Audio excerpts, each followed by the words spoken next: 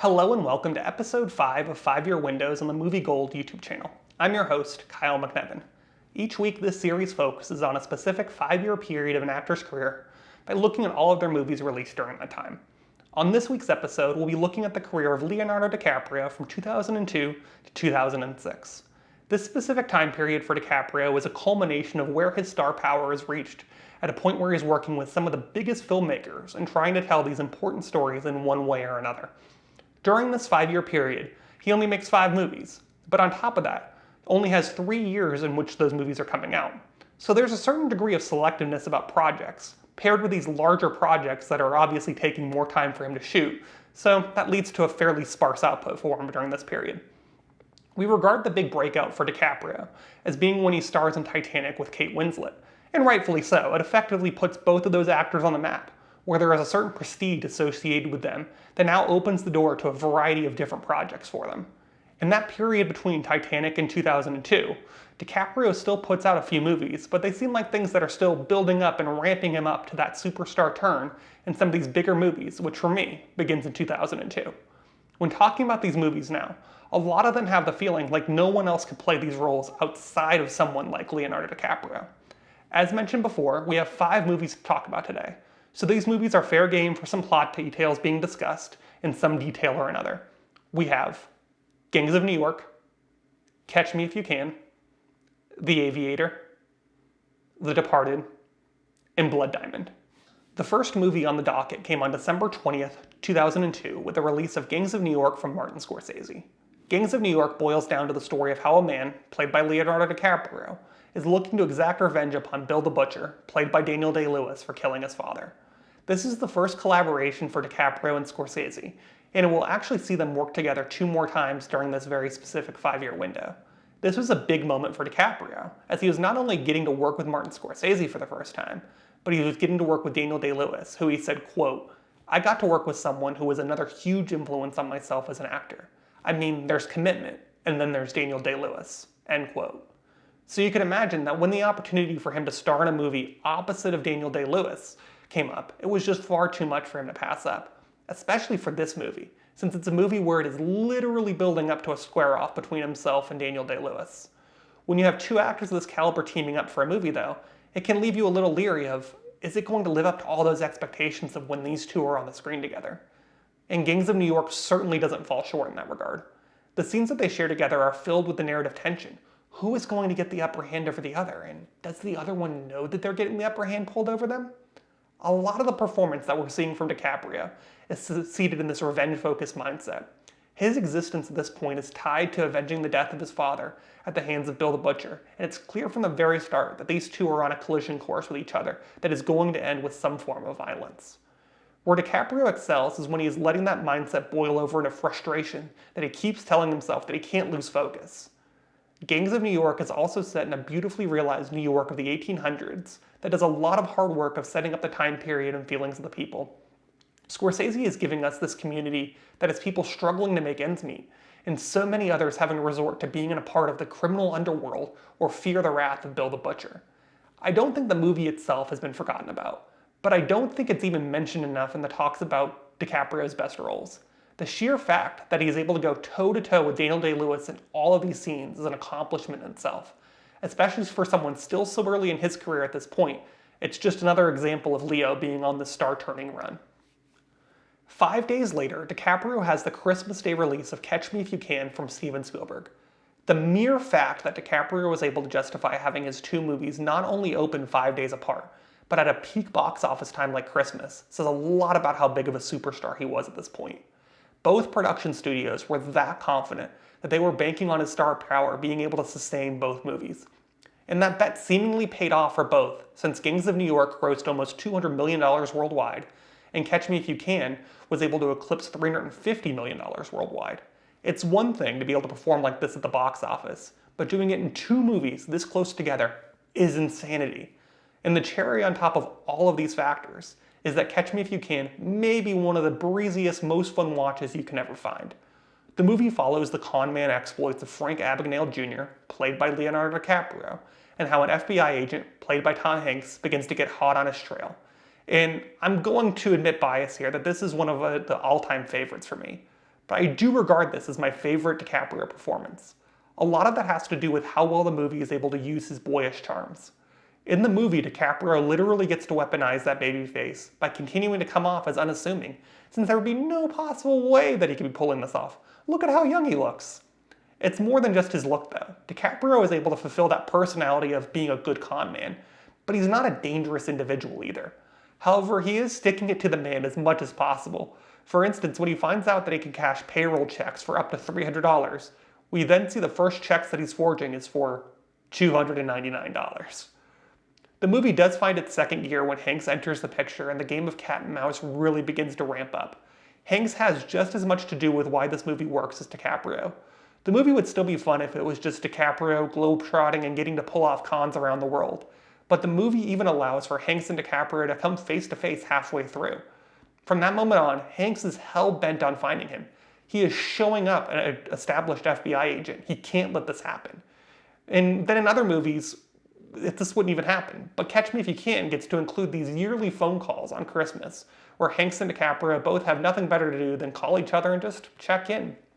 From a supporting cast perspective, it's absolutely loaded as well, from Christopher Walken, who, by the way, was the only Oscar-nominated performance of the group, Jennifer Garner, Ellen Pompeo, Elizabeth Banks, Martin Sheen, and I think one of the performances that gets forgotten about a lot is Amy Adams. I don't need to wax poetic for too long about how good a Steven Spielberg movie is, but truly is a career highlight for all involved for me. Awards aren't everything, but for a movie from an acclaimed filmmaker like this that had such a broad appeal, it is pretty confounding that DiCaprio couldn't snag an Oscar nomination for either of his two 2002 performances. 2004 saw the release of The Aviator from Martin Scorsese and releasing on Christmas Day once again. The Aviator is the biopic for filmmaker and entrepreneur Howard Hughes, played by Leonardo DiCaprio. There was a lot of heat around this project since it was another teaming for DiCaprio and Scorsese, and this time they were tackling a larger-than-life figure in Howard Hughes. DiCaprio did do a lot of his homework by spending some time with an actual OCD patient that gave him some insight into what the experience must have been like for Hughes, who was someone that had OCD. That homework certainly paid off because when you watch this performance, it's quite clear that there is a certain specificity that has to have been drawn from in one way or another, and it makes sense that it was from someone that actually lived with OCD. I hadn't seen The Aviator before, but I was so happy that this wasn't a full telling of Howard Hughes' life story from the moment he was born until the time that he died. When you get a biopic like that, it usually ends up feeling like the narrative is being spread far too thin because they are trying to pack an entire life into a story that's 2, 3, 4 hours long. Instead, Scorsese opts to give you a film based around the most noteworthy time of Hughes' life, when he is being erratic in some ways, but also innovating at a high level. And it's hard not to watch something like this and think of how Scorsese saw that mindset as similar to what he faces as a filmmaker now, that constantly has to innovate while probably being seen as crazy for some of the things he wants to try. The man did digitally de-age Robert De Niro for practically an entire movie, after all. It also helps that Hughes was a filmmaker that clearly valued the idea of film as a spectacle, and that idea is brought to life so well, especially in the flying sequences that feel so full of life that you know Howard Hughes would feel proud. The two main forces at play here are the public life and private life of Howard Hughes. That is the dichotomy that you can see DiCaprio tapping into, and I think he's equally adept at both. In the public eye, when he's having to wield his influence, we see a stubborn and reckless individual that is risking everything at different points. Then, when we shift to those smaller moments and those one-on-one times, mostly with Cate Blanchett, a new Howard Hughes begins to shine through. We see an individual that isn't always so wound up. We see someone that has the potential to be a supportive partner. Look no further than when after a date he takes her flying in one of his planes, which is a pretty great way to end a date, I must say. Sure, it is a way for him to show off his opulence, but his planes are what he is passionate about, and this is his way of sharing his life with someone that he's clearly falling for. It even goes beyond that, though. Blanchett is playing Katharine Hepburn, and we get to see how rampant the paparazzi was even at this point. She mentions that the paparazzi even followed her to her brother's funeral. Pretty crazy. This is taken a step further, though, when Scorsese is able to illustrate that at the time, when the two would go out together, all of the media would still focus on Howard Hughes and not Hepburn, which is a great way for him to put in perspective what kind of figure he was and what he meant to the culture. As a first-time watch, I didn't know a lot about what kind of form this would take, but in the least shocking news possible, DiCaprio and Scorsese were able to produce a really entertaining film. Shocker, I know. The final year that we'll be covering is 2006, another case where DiCaprio had two movies come out in a year. On October 6, 2006, The Departed from Martin Scorsese once again premiered.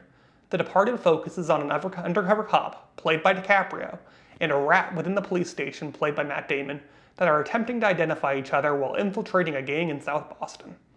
A lot of the discussion around the movie is usually focused on one of two things. One, that this is the movie that Martin Scorsese won his Best Director Oscar for, and the second being the spotty Boston accent work during the movie, which I would like to provide some pushback on. Yes, Jack Nicholson is not really attempting an accent for a lot of the movie, and when he does, he's going at it pretty hard. But my counterpoint is, he's Jack Nicholson, and he can do whatever he wants to do, in whatever voice he wants to do. The other actors in the movie are doing satisfactory accents. No one for me is at the distracting level of bad, which that's the main obstacle you have to overcome. And if you do that, then like this movie, you can still make a thrilling movie that maintains the tension even if the regional dialect isn't entirely spot on. This leads into more of a talk about DiCaprio and what he's doing here. All in all, we're dealing with a movie where everyone involved is putting in really good work. This may be a little outlandish, but I feel like the best of the work is coming from DiCaprio. His performance is the one that gets to have the layers of infiltrating multiple groups of people while staying believable enough that it doesn't seem ridiculous that no one has uncovered him as the mole yet. I will say that when Damon and DiCaprio figure each other out near the end of the movie, this is the case where I think Damon is able to lift up his performance and he reaches this new level because he had been spending the entire movie in this very comfortable position, always being in control. And now that's being threatened, and we see this more frantic behavior for him that makes it more compelling to see. But that 30-minute section for Damon is what DiCaprio is giving off during the entire movie. He is nervous because his mind is overwhelmed with all of these high-pressure situations, and most of all, is constantly unsure if he's going to make it out of that next situation alive. The fact that DiCaprio can play high-status men in control of their own fates in some movies, and can also thoughtfully portray someone of lower status that is fighting for their own survival, tells you just how proficient he is at his craft. Our final movie during this run for DiCaprio comes on December 8, 2006 with the premiere of Blood Diamond from Edward Zwick. Blood Diamond is about a diamond smuggler played by DiCaprio and how he tries to help a local played by Djimon Hounsou find his family and uncover a diamond that could afford Hounsou's family freedom. To be honest, I was pretty uneasy about this from the start because I was concerned that this movie was going to be able to do the subject matter justice. Was this going to be a straightforward movie about how blood diamonds are bad, or would there be a more nuanced take on the matter? Thankfully, for me, things tended to be more towards the latter than the former. Blood Diamond has a good pulse on how every person in the diamond uncovering production and sale machine is playing a role in promoting these conflict diamonds.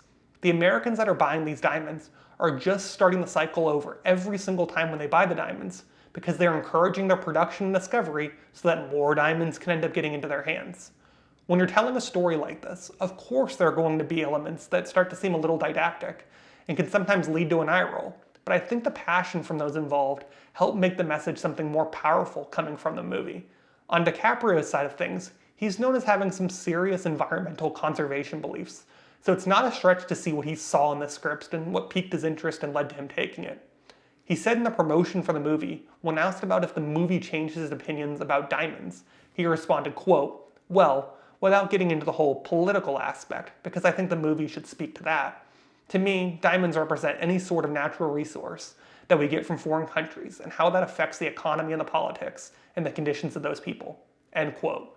There is no way to know this for sure, but I imagine that the connection point helped provide a fairly authentic performance from DiCaprio, where he is doing another accent that I think doesn't really matter in the case like this, because most of what his character is saying throughout the movie is pointed directly at the audience and helping them understanding the systematic failures that have led us to this exact point. This movie wouldn't be as good if it was without the work of Djimon Hounsou either. He is an actor that I really considered always be good in his smaller character work, so I wouldn't say I was surprised when he was awesome in this role, because it affords him more narrative weight, but it was more gratifying than anything else to know that he got an opportunity like this, to actually be the character that was getting to rescue his family, and that he wasn't being relegated to the role of being the sidekick to Leo on this journey like he normally would be thrust into. And the last thing that I want to point out is something minor, but I think just as important, is Top Gun Maverick kind of ruined this movie for me. In the movie, Jennifer Connelly is playing a journalist, and she meets up with DiCaprio at a beachside bar, and instead of focusing on what she had to say, I have to say my mind kind of drifted, and I thought, she should really own this bar. When you have an actor like Leonardo DiCaprio that has established himself as a movie star going into this period, the 5 movies we talked about today seem pretty typical of what to expect. Nothing here seemed to be like overly Oscar-y material, but he is working with directors that have an Oscar pedigree, and all of these movies were going to have a certain amount of attention on them. Despite playing quite a few big characters during this run, he never gets swallowed up by those expectations. For God's sakes, he was able to play Howard Hughes so well that it never felt like a cheap imitation. It's all in well that DiCaprio now has his Oscar for The Revenant. At least in my opinion, it should have probably been for a movie during this run that he got his first victory. But that doesn't take away from what he was able to produce during this time. DiCaprio is still an actor that generates immediate Oscar buzz for anything that he's working on, and it can largely be traced back to this period where he's able to cash in on that newfound movie star status by working on these big productions that were largely betting on that star power of his. And as a result, he has become regarded as one of the most consistent and dynamic stars that we have today.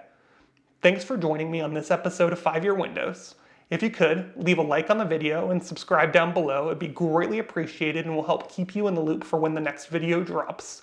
If you have some other actors or actresses you think would be great subjects for the show, please leave those down in the comments below. Next week's subject is going to be the career of Keira Knightley from 2012 to 2016. And again, thanks so much for watching and have a great day.